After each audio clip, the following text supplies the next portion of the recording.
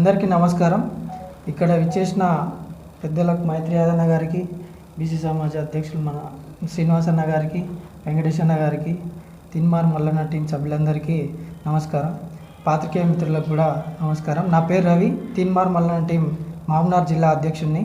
అయితే ఈరోజు ఇక్కడ ప్రెస్ మీట్ పెట్టడానికి ముఖ్య కారణం ఏంటంటే, అయితే తిన్మార్ మల్లన్న గారు బీసీల గురించి తన వాదాన్ని వినిపిస్తూ బీసీలకు జరిగే అన్యాయాలని, బీసీలకు జరిగే ఉద్యోగాల పేరుతో కానీ బీసీలకు జరిగే అన్యాయాలను రాజకీయ పరంగా వాళ్ళకు దక్కాల్సిన వాటి గురించి తన గళాన్ని వినిపిస్తున్నాడు క్యూ న్యూస్ పేరుతో.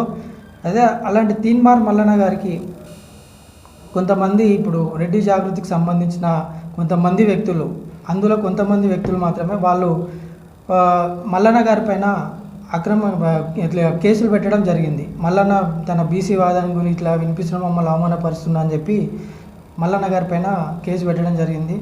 నిజంగా తిన్మార్ మల్లన్న గారికి మా మహబూబ్నగర్ టీం నుంచి ఒక బీసీ బిడ్డగా నేను తిన్మార్ మల్లన్న గారిని అభినందిస్తున్నా. మా బీసీల గురించి మాకు జరిగే అన్యాయాల గురించి తిన్మార్ మల్లన్న గారు గలం ఇస్తున్నందుకు తిన్మార్ మల్లన్న గారికి ధన్యవాదాలు. అయితే నేను ఒకటి అడగదలుచుకున్నా, ఈ ఓసీ అగ్రవర్ణాలు ఓసీ ఎవరైతే ఉన్నారో ఈడబ్ల్యూఎస్ కోటా పేరుతో వాళ్లకు బీసీలకు అన్యాయం జరుగుతుందని చెప్పి తిన్మార్ మల్లన్న గారు ఒక పాయింట్ మాట్లాడు. వాళ్లకు 10% రిజర్వేషన్ కల్పించాలని చెప్పి గవర్నమెంట్ కూడా ప్రపోజల్ ఇస్తుందని చెప్పి దాని గురించి మాట్లాడుతున్నారు. అయితే యాక్చువల్గా ఇక్కడ విషయం ఏంటంటే, ఈడబ్ల్యూఎస్ కోటాలో నిజంగా ఓసీలకు, అందులోనే పేదలకు మాత్రం అన్యాయం జరుగుతుంది. అదే విషయాన్ని తిన్మార్ మల్లన్న గారు చెప్పారు. అయితే అక్కడ ఏ ప్రాబ్లం లేదు, ఓసీలో ఉండే పేదలు కూడా ఉన్నారు, వాళ్ళకు అన్యాయం జరుగుతుంది కాబట్టి వాళ్ళ గురించి మాత్రమే మాట్లాడారు. ఈడ విషయం ఏంటంటే, ఓసీలలో కొంతమంది బాగా డబ్బున్నోళ్ళు మ్యానిపులేట్ చేసి ఫేక్ సర్టిఫికేట్లు పెట్టుకొని ఆ ఉద్యోగాలను కూడా ఓసీలో ఉన్న పేదలకు దక్కనియటం లేదని చెప్పి తిన్మార్ మల్లన్న వాదన. అది వాళ్ళకి అర్థం కావట్లేదు. ఈ విషయాన్ని వాళ్ళు గమనించాలి. మాకు నిజంగా అక్కడ ఉన్న పేదలకు వాళ్ళకు చెందాలని చెప్పి మాకు ఎటువంటి ఆబ్జెక్షన్ లేదు, దాని గురించి మాట్లాడుతున్నాం బీసీల గురించి. అయితే ఈడ మెయిన్ పాయింట్ ఇంకోటి ఏంటంటే, ఓసీలకు అగ్రవర్ణాలకు ఈడబ్ల్యూఎస్ పేరుతోటి మాకు ఉద్యోగాలు రావట్లేదు అని చెప్పి మీరు ఈడబ్ల్యూఎస్ పేరున రిజర్వేషన్ తెచ్చుకున్నారు. కానీ ఇక్కడ ఇంకో విషయం ఏంటంటే, మాకు కూడా బీసీలకు రాజకీయ వాటా పరంగా కూడా మాకు దక్కాల్సిన రాజకీయ పదవులు దక్కట్లేదు. ఈ విషయం పైన ఎవరు మాట్లాడట్లేదు ఏంది? నిజంగా ఇప్పుడు బీసీలు ఉన్న పర్సెంటేజ్ ఏంది, బీసీలకు ఎంతమంది ఉన్నారు, నిజంగా వాళ్ళకు దక్కాల్సిన రాజకీయ వాటా ఈరోజు బీసీలకు దక్కట్లేదు, బహుజనులకు అసలు దక్కట్లేదు.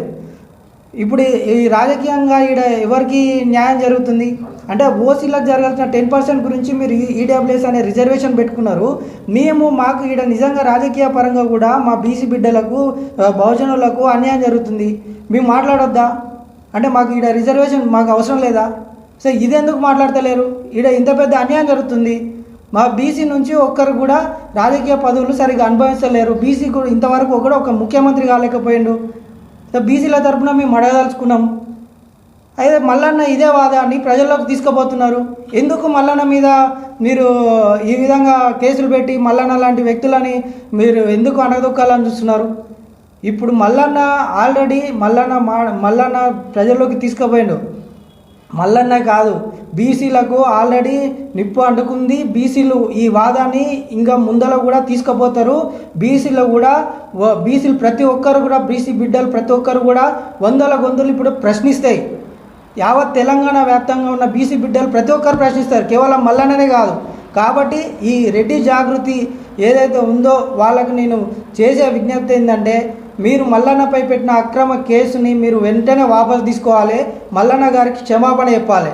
మేము మహబూబ్నగర్ తిన్మార్ మల్లన్న టీం నుంచి మరియు ఒక బీసీ బిడ్డగా నేను ఈరోజు చెప్తున్నా ఏంటంటే, మీరు పెట్టిన కేసు మల్లన్న గారి పైన వాపసు తీసుకుంటే బాగుంటుంది. ఎందుకంటే మల్లన్న కొట్లాడేది ఓసీల గురించి, ఓసీలో ఉన్న పేద ప్రజల గురించి వాళ్ళకు జరుగుతున్న అన్యాయాల గురించి మాట్లాడిండు. కాబట్టి అది మీరు అర్థం చేసుకోవాలి.